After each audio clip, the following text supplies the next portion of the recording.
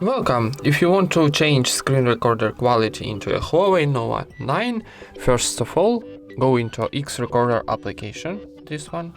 It's standard application in HUAWEI, so click Allow, and then, sorry, don't ask again, it's notification bar, okay, click OK, and now we got our screen recorder settings, so click here on the bottom, and here we got quality options. So now I got auto settings, and here I got another option, for example 16 megabits, for example this one, and for saving need choosing, and it's save automatically.